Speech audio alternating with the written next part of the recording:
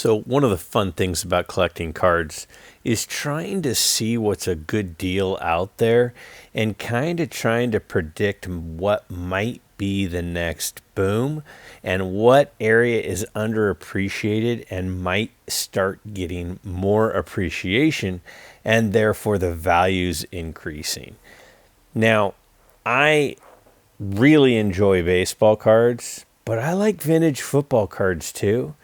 And I really think that in the not too distant future, vintage football cards are going to start to make a move.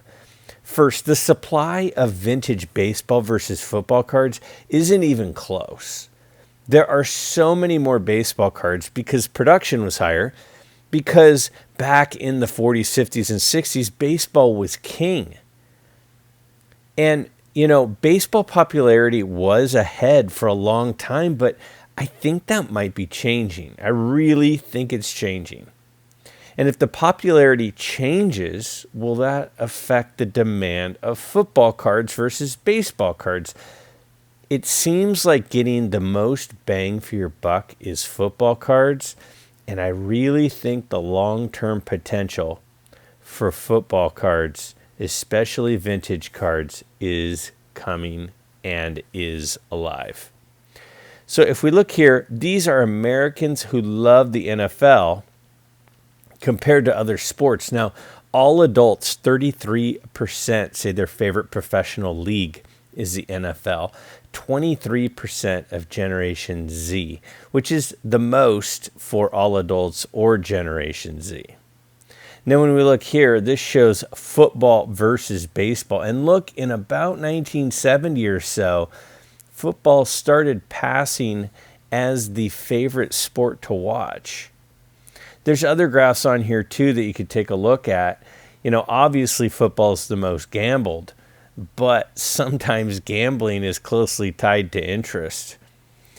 The league revenue of the NFL is high. And it's not like it's low for the MLB, but I think that getting into vintage football cards is something people need to consider because the prices are incredibly low. Here's Bart Starr. This is his rookie card. Now, that's not a very good picture, but it's of a recent sale. Check this out. $760 for a PSA 5 Bart Starr. And the Bart Starr is a short print compared to the Johnny Unitas. Some people don't realize the Johnny Unitas rookie card in 1957 is actually a double print. So I'm going to take you through 10 players of vintage football players I think you should consider collecting. This is a Bart Starr second year. His second year card, the 1958 Topps, in a PSA 5 sold for $88 recently. And his third year in a PSA 5 is $65. Now, on the left and the right, you can see a closer version where I zoomed in on the actual cards that they sold for. But a second and third year Bart Starr for way under $100. Now, most people would agree that one of the top 10 QBs, if not higher, of all time is Sammy Baugh. And Sammy Baugh has a 48 and a Bowman and Leaf. The Leaf is color and a little bit more popular and a little bit rarer. The Bowman is black and white, but you can buy a 4, and I'm using a 4 because they're from the 40s. You can buy a Leaf for $400 and a 4, and a Bowman for $300 and a 4. Now, probably his coolest card is that 50 Bowman. So this one's in a 5, being from the 50s. $195. This is his second year card, or his second card after his rookie card. And then we have the 51 Bowman. Really cool looking card there. But both of these are under $200 in a 5. Again, this card is almost 75 years old, of one of the best quarterbacks of all time, Jim Thorpe. Now, there weren't a lot of football cards way back, and this is a 4, even though it's from 33, because that was the only recent comp available. So Gowdy made those cool Sports Kings cards of a variety of different sports, and Jim Thorpe was one of the players for football. A lot of people consider this his rookie card. It's $4,300. So this one might be out of your price range, but it shows you something about vintage football cards. And then in 1955, Topps made this All-American football set, where there's a bunch of the old players and from college, their college days and the colleges they went to. Very cool, iconic Jim Thorpe card for $450. I mean, that guy was an incredible athlete. Dick Butkus, it's a 1966 Philadelphia, and a PSA 6 of his is $470. You go, well, that's a lot of money. Well, yeah, but if we start comparing these values to, rookie cards of Sandy Koufax and Hank Aaron and Willie Mays and Ernie Banks and, some of the great baseball players, these are significantly less expensive. And Dick Butkus is one of the best defensive players of all time. A PSA 6 in his 67 Philadelphia, his second card, is $100. Second card in a 6, over 50 years old, is $100. And, I mean, it just kind of goes to show that these are very affordable. Look at his third-year card. 68 Topps Dick Butkus is $46. $46 in a 6. Again, it's $25 by the time you get a card graded. So raw, what's it, $20? Otto Graham. A lot of people consider Otto Graham the first great quarterback. His rookie in a 5 is $700. This is a 1950.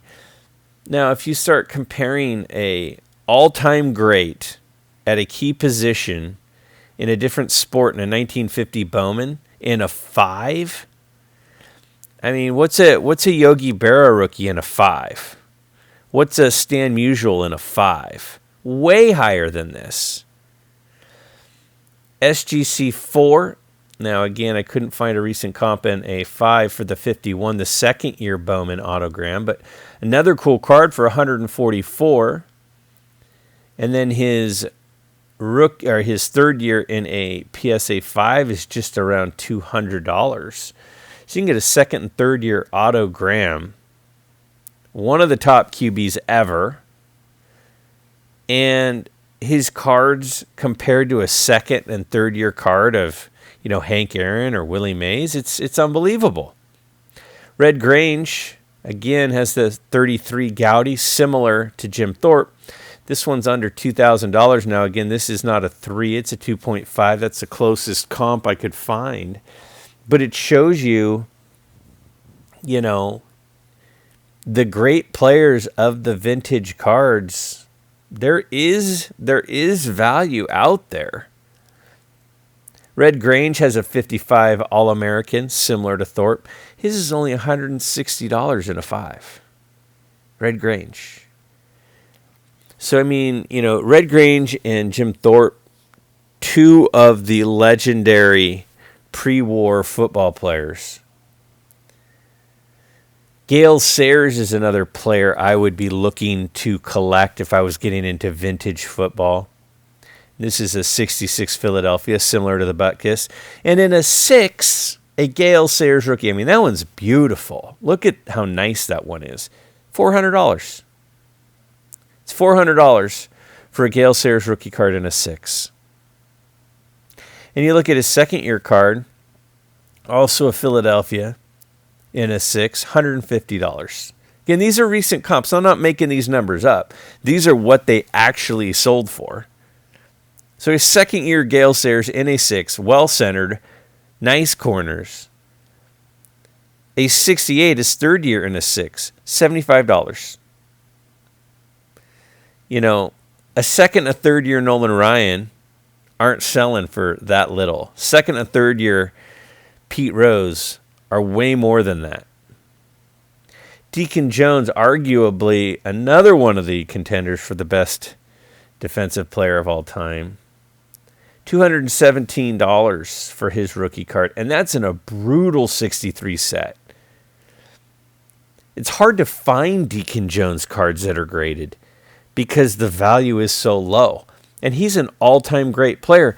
This is his 65 in a 6 sold for $12.50. It's crazy. Johnny Unitas, again, another one of the vintage all-time best QBs, top 5 of everybody's QB list of all time. And in a 5, it's $585. It's under $600. This is a double print, and this is a little off-center, but it's still Johnny Unitas, and it's still a card that's 75 years old. Under $600 in a 5. That's unbelievable. If we look at his second-year card, I've got one of these.